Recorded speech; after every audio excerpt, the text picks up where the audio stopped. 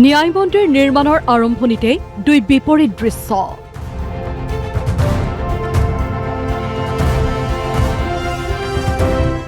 ৰংমহলত দুগুণে চলিছে ৰং।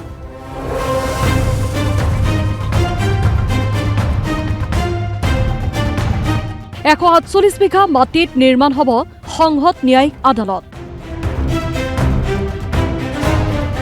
কামৰূপ মহানগৰৰ ৬৫ চিভিল কোৰ্ট থাকিব।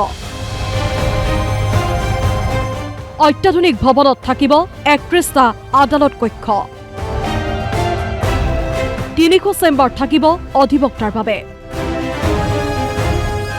২০০০ অধিবক্তাই কাম কৰিব পাৰিব নতুন পৰিসৰত।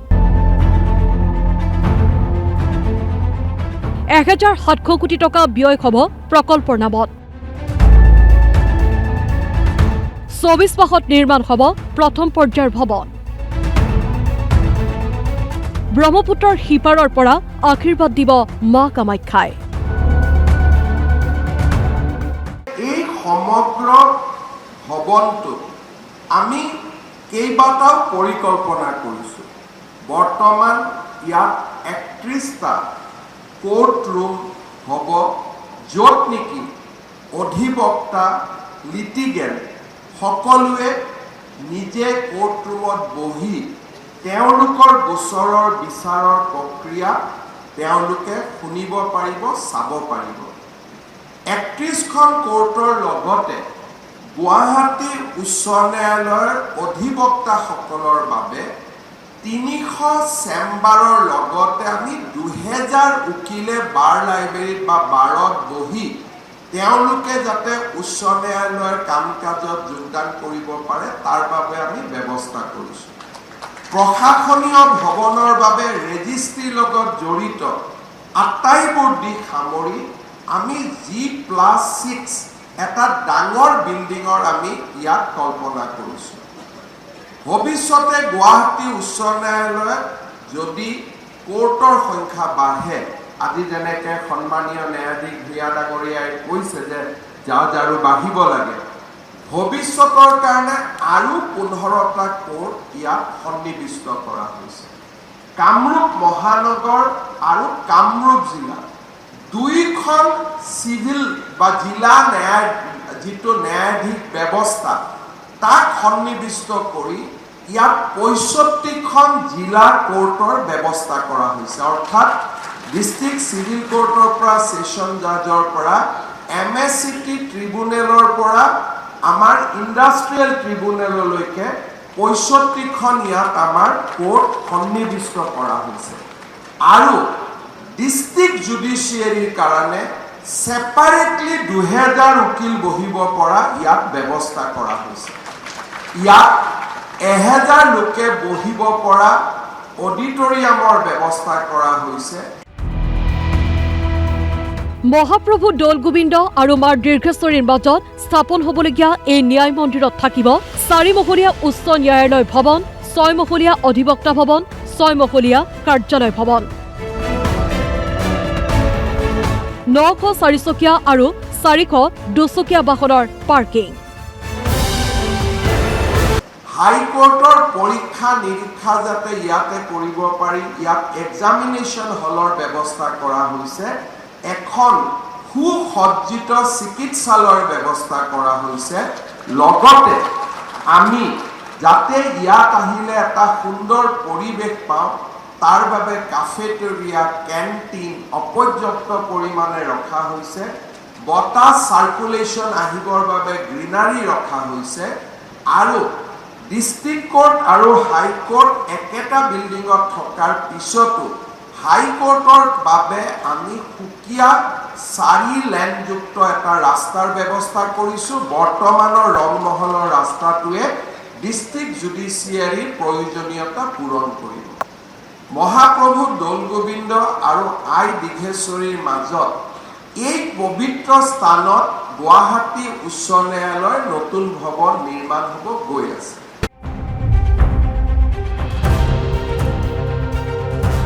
আধাৰশিলা স্থাপন অনুষ্ঠানত উপস্থিত থাকে মুখ্যমন্ত্ৰী ডক্টৰ হিমন্ত বিশ্ব শৰ্মাৰ লগতে উচ্চতম ন্যায়ালয়ৰ কেইবাগৰাকীও ন্যায়াধীশ আৰু গুৱাহাটী উচ্চ ন্যায়ালয়ৰ মুখ্য ন্যায়াধীশসহ আন ন্যায়াধীশসকল।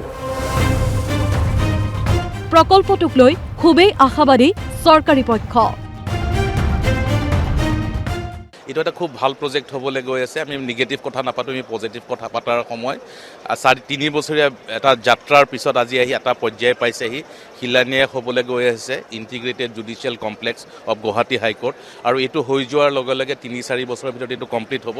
অসমৰ জুডিচিয়েল ছিষ্টেমত এটা নতুন দিগন্ত হ'বলৈ গৈ আছে। এতিয়া with the new building hopefully the government will introduce all facilities, modern facilities. আজি যি লাগে এটা মানুহৰ সব যদি ইয়াতে দিয়ে, it will be a very good thing for me. অধিবক্তা সমাজৰ কাৰণে এটা ভাল মুহূৰ্ত। নতুনকৈ উঠি অহা যিখিনি অধিবক্তা আছে বা যিখিনি জইন কৰিব প্ৰফেশ্যনত, তেওঁলোকৰ কাৰণে বহুত সুবিধা থাকিব। গতিকে এটা ৱেলকাম। আৰু যদিও বিভিন্ন মতামত বিভিন্নজনৰ থাকিব পাৰে, গতিকে ডেমক্ৰেচিত যিটোৰ মতামত প্ৰকাশ কৰাৰ অধিকাৰ আছে, সকলোৰে অধিকাৰ আছে। তেওঁলোকে নিজৰ মতামত প্ৰকাশ কৰিছে, ইয়ালৈ আহিবলৈ মন কৰা নাই। কিন্তু ভৱিষ্যতে 3-4 বছৰৰ পিছত ইয়াত সকলো সুবিধা থাকিব, সকলোৱে আদৰণি জনাব বুলি আশা কৰোঁ। ইফালে গুৱাহাটী উকিল সন্থাৰ প্ৰাংগণত ন্যায়ালয়ৰ স্থানান্তৰৰ বিৰোধিতাৰে অনশনত বহে একাংশ অধিবক্তা।